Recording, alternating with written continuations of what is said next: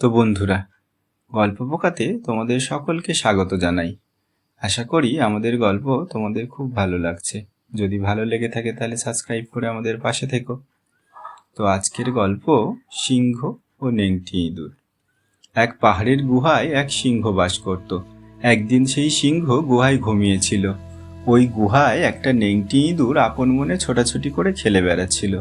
হঠাৎ সে খেলতে খেলতে সিংহের গায়ের উপর গিয়ে পড়ল। সিংহের ঘুম গেল ভেঙে। সিংহ রেগে গিয়ে তার থাবা দিয়ে নেংটি ইঁদুরটাকে চেপে ধরল। প্রাণ ভয়ে ইঁদুরটা কান্নাকাটি শুরু করে দিল। সে জোর হাতে মিনতি করে বলে উঠল, মহারাজ, আমার খুব অন্যায় হয়ে গেছে। আমাকে প্রাণে মারবেন না, দয়া করে আমাকে ছেড়ে দিন। চিরদিন আমি আপনার কথা মনে রাখব। সুযোগ পেলে আমি আপনার দয়ার প্রতিদান দিতে চেষ্টা করব। ইঁদুরের কথা শুনে সিংহের হাসি পেল। বলল, তুমি ক্ষুদ্র ইঁদুর, কি প্রতিদান দেবে? যাও, তোমায় ছেড়ে দিলাম। ইঁদুর মুক্তি পেয়ে বাঁচল। বেশ কিছুদিন পরের কথা।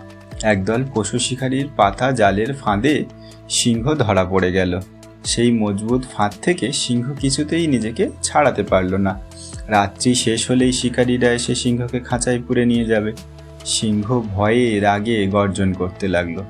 সিংহের গর্জন শুনে সেই নেংটি ইঁদুরটা দৌড়ে এলো এবং বলল, মহারাজ, একটুও চিন্তা করবেন না, আমি আপনাকে মুক্ত করে দেব। তারপর সেই ইঁদুর তার ধারালো দাঁত দিয়ে প্রাণপণে জালের দড়ি কাটতে লাগলো। কিছুক্ষণের মধ্যেই সিংহ কাটা জাল থেকে বেরিয়ে পড়ল। তারপর তার সেই ছোট্ট উপকারী বন্ধুকে অনেক ধন্যবাদ জানিয়ে এক দৌড়ে বনের মধ্যে ঢুকে গেল। তো বন্ধুরা, আমরা এই গল্প থেকে শিখলাম, শক্তিমানেরও দুর্বলের সাহায্যের প্রয়োজন হয়। তো যদি গল্প ভালো লেগে থাকে তাহলে আমাদের পাশে থেকো এবং সাবস্ক্রাইব করে বেল আইকনটা প্রেস করে রেখো, যাতে সবার আগে আমাদের গল্প তোমার কাছে পৌঁছে যায়। এবং বন্ধুদের সাথে বেশি বেশি করে শেয়ার করো।